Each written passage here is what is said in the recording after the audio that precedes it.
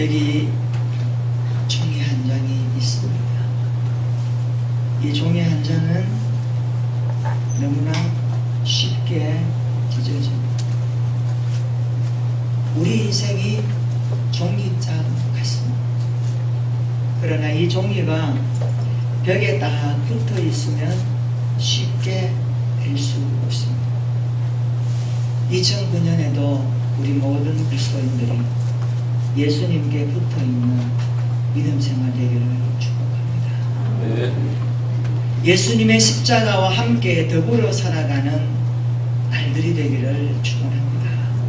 우리 좌우로 이렇게 한번 인사해 볼까요? 예수님께 딱 붙어 있는 2019년이 됩시다. 예수님께 딱 붙어 있는 2019년이 예수님과 더불어 살아가는 한 해가 됩시다. 예수님과 더불어 살아가는 그렇게 될 줄로 믿습니다. 새로운 것은 언제나 새롭습니다. 아기가 태어났습니다. 얼마나 감격이 있는지 모릅니다. 옷을 새로 장만했습니다. 입을 때마다 기분이 좋습니다. 자동차를 새롭게 샀습니다. 몰 때마다 신이 납니다. 집을 새로 샀습니다. 얼마나 닦고 쓸고 하는지 모릅니다. 새 학교, 새 직장, 새로운 사업을 열었습니다. 가슴 설레이는 것이 우리의 감정입니다. 오늘 2019년 새해 첫 주 하나님 앞에 예배를 드립니다. 올 한 해도 우리의 마음을 설레게 하실 하나님을 기대하면서 예배 드리고 모이고 흩어지는 우리 교회 되기를 소망합니다. 예루살렘이 완전히 패망하기 직전에 남유다 본토에는 예레미야가 선지자로 사역을 하고 있었습니다. 그런데 그때 먼 이국 땅 바벨론에서는 2차로 끌려간 포로였던 에스겔이 사역을 하고 있었습니다.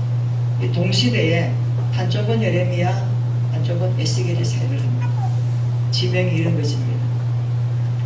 젊은 제사장 에스겔이 예루살렘의 여러 기술자들과 함께 바벨론에 끌려가죠.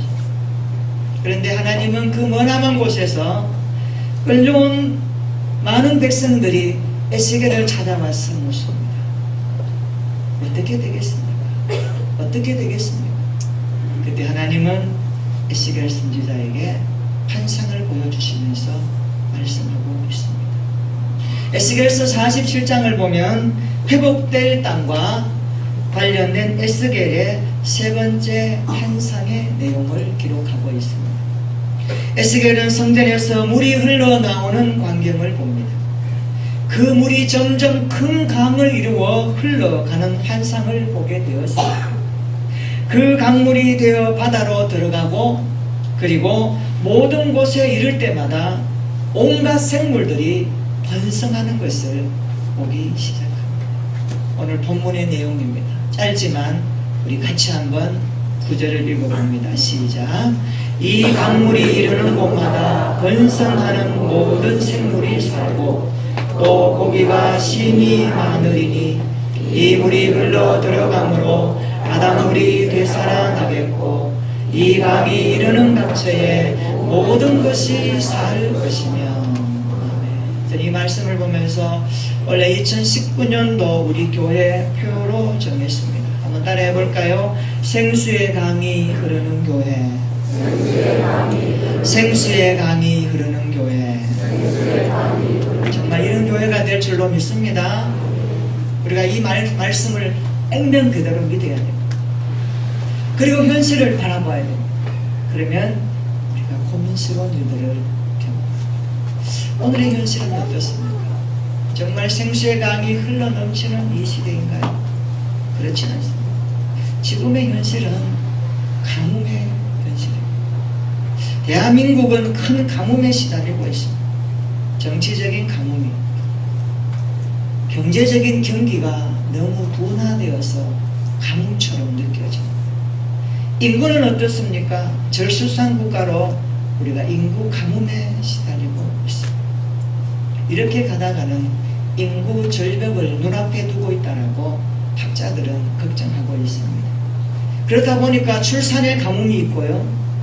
젊은이들 취업의 가뭄에 허덕이고 있습니다. 대학교 졸업을 해도 이력서를 내어도 잘 안 됩니다. 회사는 말합니다. 우리도 먹고 살기 힘듭니다. 좀 많이 뽑아주세요. 이런 고민이 현실의 가뭄으로 비춰지고 있습니다. 그렇다 보니까 결혼의 가뭄이 있죠. 과거에는 아이들이 20대 후반만 되면 아빠 엄마 나 결혼할래요 했는데 요즘은 어떤 말인지 아십니까? 너 언제 결혼할래? 이 질문이 많다고 합니다. 먹고 사는 게 막막하니까 결혼까지 해서 처자식 먹여 살리는 것이 만만치 않다는 겁니다. 이것이 젊은 세대들이 갖고 있는 결혼의 가뭄 현상입니다. 마치 엘리야 시대에 3년 6개월 동안 비가 오지 않았던 가뭄을 보는 듯한 현상이 우리 앞에 전개되고 있습니다. 그런데 영적인 가뭄도 만만치 않습니다. 교회마다 성도들의 숫자가 줄어들고 있습니다. 과거에 대한민국이 1천만 그리스도인이라고 하는데 지금은 1천만 명이 안 됩니다. 800명, 700만 명 이 정도 봅니다. 주일학교 아이들이 점점 줄어들고 있습니다. 심지어 주일학교가 없는 교회들이 허다합니다. 우리 노예 안에도 60여 개 교회 되는데 주일학교가 없는 교회가 3분의 2가 넘습니다. 이것은 엄청난 가뭄의 현상을 보여주고 있습니다. 이제는 농어촌에서 아이들의 울음소리가 듣기 어렵다고 합니다. 최근에 농촌에서 목회하는 목사님과 통화를 한 적이 있습니다. 어떻습니까? 물으니까 만만치가 않다고 합니다. 교회가 설립된 지 40년이 되었는데 40년이 된 지금의 현실에서 주일학교 아이들 한 명도 없다고 합니다. 중고등부 한 명도 없다고 합니다. 대학 청년부 한 명도 없다고 합니다. 10여 명의 어른 몇 명이 겨우 교회를 지키는 사명으로 알고 예배 드리고 있다는 말에 마음이 미어졌습니다. 제가 어릴 때만 하더라도 농촌의 사정에 아이들이 바글바글 했습니다. 부흥회 하면요 검정 고무신 신고 모여들어서 찬양하고 예배했습니다. 그리고 집에 갈 때는 신발 잃어버려 가지고 울고불고 했던 과거의 이야기가 먼 추억으로 다가옵니다. 오늘의 현실은 이런 모습입니다. 한국교회는 어떻습니까? 과거에 철학기도 하면서 밤을 새워가면서 부르짖어 기도했습니다. 정말로 눈물 콧물 흘리면서 산기도 가서 기도했고요. 하나님 앞에 메어 달렸던 과거의 철학기도가 있지 않았습니까? 그런데 그때는 철학기도를 해도 아침에 토요일 날은 요즘처럼 주 5일 근무가 아닌데도 출근을 했어요. 아침밥 먹고 출근하면 우양큼 마시고 출근해도 하루가 힘들지 않았습니다. 왠 줄 아시죠? 기도의 힘 때문에 그랬던 것입니다. 그런데 이제는 철학기도 하는 교회가 찾아보기 힘듭니다. 철학기도 대신 어떻게 하죠? 심야기도. 저녁에 나가서 한두 시간 기도하고 저는 이 모든 것을 볼 때에 영적인 가뭄의 현상이라고 말하고 싶습니다. 영적인 가뭄이 점점 더해오고 있는 시대에 우리는 살아가는지도 모릅니다. 이런 현실에서 우리에게 가장 필요한 것이 무엇일까요? 생수 아니겠습니까? 물이 필요하지 않겠습니까? 아무리 가뭄이 있어도 생수가 흐르는 곳에는 생명이 살아납니다. 아무리 메마라 있던 땅에도 비가 내리면 그 땅은 생명을 잉태하고 삭을 피우는 것입니다. 교회는 생수가 흘러 넘쳐야 합니다. 말씀의 생수가 흘러야 합니다. 기도의 생수가 흘러야 합니다. 축복의 생수가 흘러야 합니다. 2019년도에도 우리 교회가 이런 생수의 강이 흘러 넘치게 되기를 기도합니다. 함께 기도합시다. 그리고 함께 이 생수의 강이 어떤 것인지를 체험합시다. 온라인의 표로 그치지 말고 실천 목표 있는 대로 한번 따라합시다. 말씀의 생수를 경험하자. 기도의 생수를 경험하자. 축복의 생수를 경험하자. 어떤 분이 세 가지 가운데 세 번째 거 참 좋네요 하는 분이 있더라고요. 맞습니다. 여러분이 마음에 품고 기도하십시오. 하나님이 축복의 생수를 경험하게 하실 것입니다. 그러나 순서가 있습니다. 말씀을 따라 생수의 강이 기도의 통로로 흐를 때 우리의 삶의 축복의 열매는 나타날 줄로 믿습니다. 하나님께서 우리에게 주시는 2019년도 하나님이 어떻게 준비하시는지를 기대할 때마다 이 말씀 안에서 주시는 귀한 생수의 강이 우리 교회에 우리 모든 성도들의 관계 속에서 충만하게 흐르게 될 줄로 믿습니다. 여러분 3절 한번 볼까요?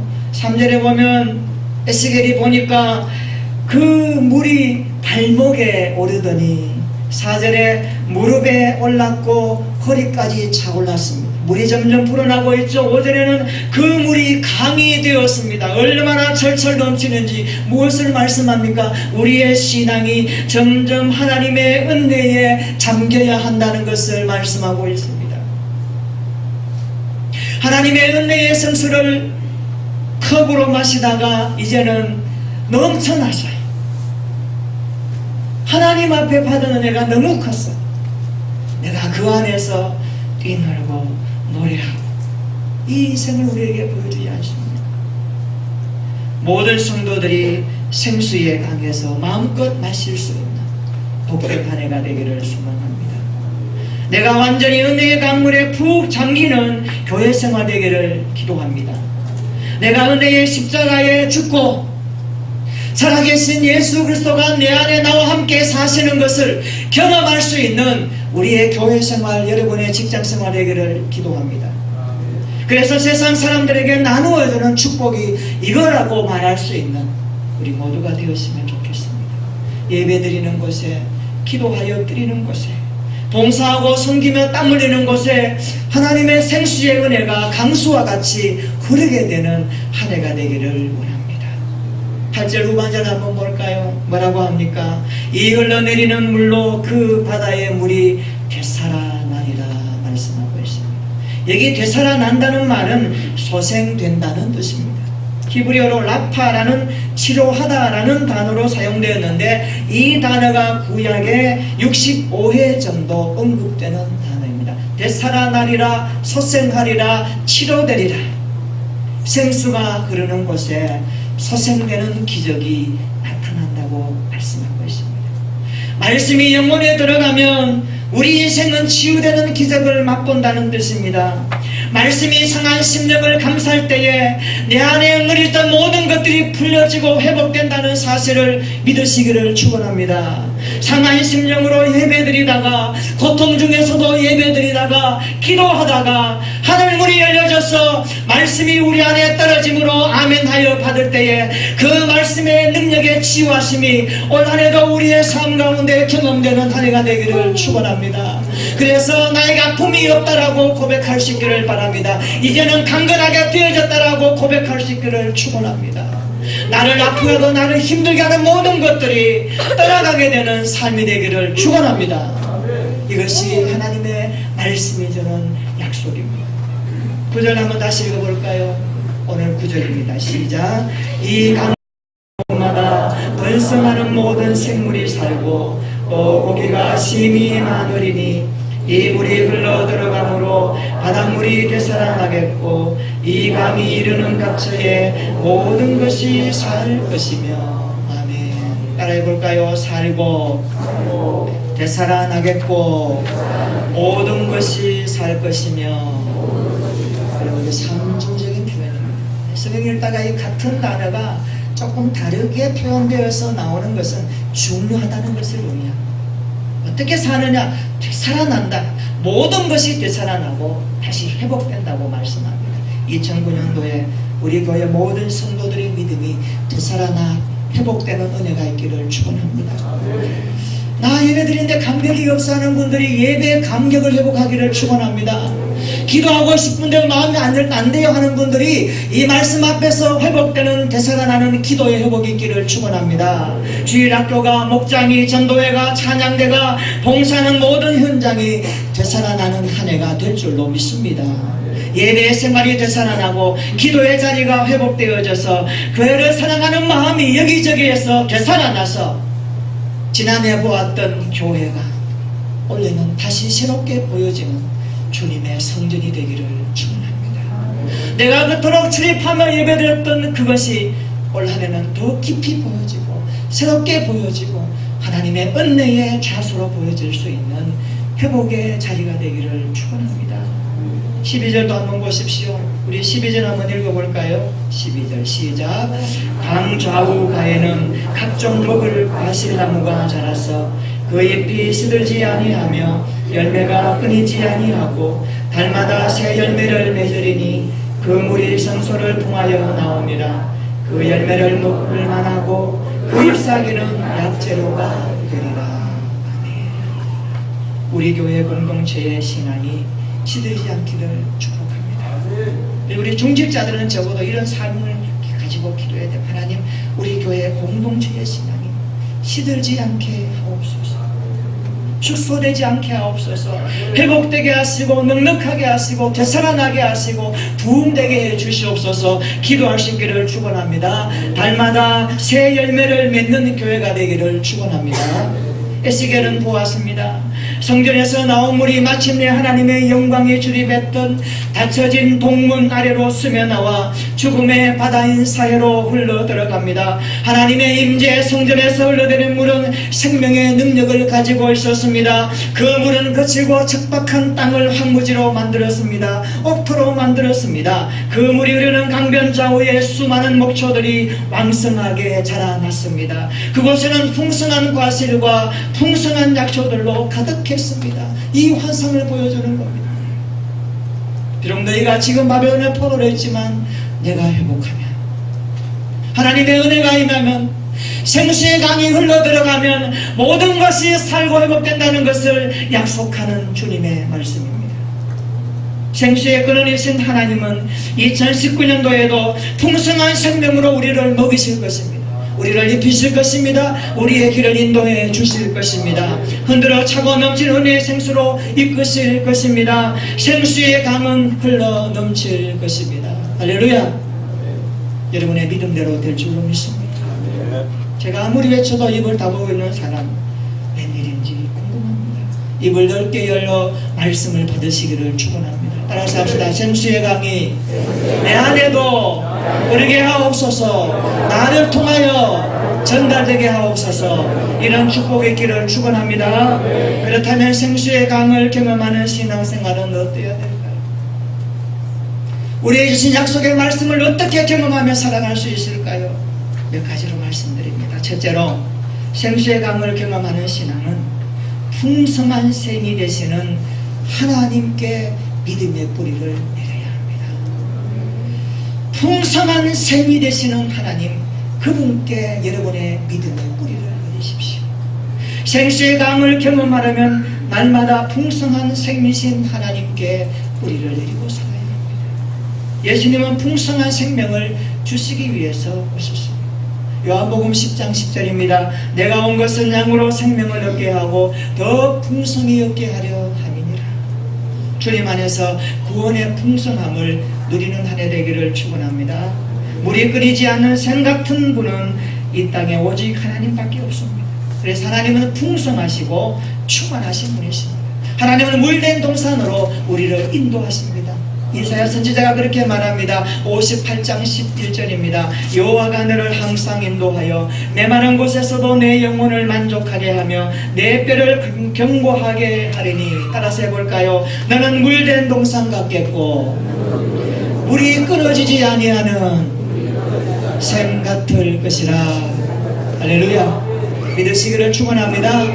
풍성하신 하나님께 뿌리를 내리는 우리의 신앙 되기를 축원합니다. 두 번째로, 생수의 강을 경험하는 신앙생활은 하나님을 경외할 때 누리게 되어 있습니다. 하나님을 경외할 때 풍성한 생수를 누리게 됩니다. 하나님을 경외하는 것이 최상의 복입니다. 하나님을 경외하는 것이 최고의 복입니다. 성경은 하나님을 경외하는 자의 축복을 강조하고 있습니다. 시편 34편 9절 10절입니다. 너희 성도들아 여호와를 경외하라. 그를 경외하는 자에게는 부족함이 없도다. 젊은 사자는 궁핍하여 줄일지라도 여호와를 찾는 자는 모든 좋은 것에, 따라서 합시다, 부족함이 없으리로다. 부족함이 없으리로다. 이런 은혜가 있기를 축원합니다. 제발 부탁합니다. 하나님을 경외하십시오. 하나님을 즐거워하십시오. 하나님께 뿌리를 내리십시오. 하나님이 생수의 강이 되심을 믿고 그 안에서 자라가십시오. 참된 풍성함은 하나님 안에 있습니다. 그래서 생수의 강은 하나님을 경외할 때 누리게 되는 은혜입니다. 세 번째, 생수의 강을 경험하는 신앙생활은 항상 겸손의 그릇으로 살아야 하는 것입니다. 겸손한 사람이 되라는 말씀입니다. 하나님은 겸손한 그릇에 은혜를 부어주십니다. 아무리 그릇이 커도 겸손하지 않으면, 교만하면, 이기심으로 세상 것으로 담겨있으면 하나님 그렇지 않습니다. 우리의 마음이 겸손한 그릇, 깨끗한 그릇으로 사십시오. 겸손은 자기 위치를 지키는 것입니다. 요셉의 생애를 보면 그는 겸손했습니다. 자기 위치를 지킬 줄 알았습니다. 요셉은 항상 하나님을 높였습니다. 바로를 만났을 때 그가 뭐라고 합니까? 그가 꿈을 꾼 것은 그 꿈을 해석하시는 분은 하나님이라고 높였습니다. 나중에 형제들이 그를 만났을 때에 애굽에서 나오게 하신 분이 하나님이라고 하나님을 높였습니다. 하나님은 겸손한 사람에게 은혜의 생수를 부어주십니다. 우리 교회 모든 성도들이 겸손의 그릇으로 신앙생활 하기를 축원합니다. 자기 위치를 지키는 신앙생활 되기를 바랍니다. 말씀 앞에 과속하지 말고 말씀을 앞세우며 말씀의 뒤를 졸졸졸 따라가는 겸손의 사람이 되기를 축원합니다. 그리스도의 몸인 교회의 질서를 따르며 함께 연합하여 협력하는 겸손의 사람이 되기를 축원합니다. 그럴 때 하나님의 생수의 은혜는 우리에게 흘러넘칠 것입니다. 잠언 22장 4절입니다. 따라서 합시다. 겸손과 여호와를 경외함의 보상은 재물과 영광과 생명이니라. 아주 좋은 말씀이죠. 겸손과 여호와를 경외함의 보상은 재물과 영광과 생명이니라. 겸손함으로 여호와를 경외할 때에 하나님은 재물도 영광도 생명의 풍성함도 허락하시겠다라고 말씀하고 있습니다. 우리 인생은 종이짝 같은 인생 아닙니까? 바람에 날아갈 뿐입니다. 찢어지면 없어집니다. 그러나 예수님께 붙어있으면 든든합니다. 주님 안에서 우리 교회가 생수의 강이 흘러넘치게 되기를 축원합니다. 말씀의 생수, 기도의 생수, 축복의 생수가 경험되는 한 해가 되기를 소망합니다. 풍성한 샘이신 하나님께 뿌리 내리고 여호와를 겸손함으로 경외할 뿐만 아니라 항상 있는 자리에서 하나님을 높이는 겸손의 사람으로 살아갈 때에 우리의 현장에 생수의 강이 흘러넘치게 될 줄로 믿습니다. 이런 믿음 생활 되는 한 해가 되기를 주님의 이름으로 축원합니다. 아멘. 우리 한번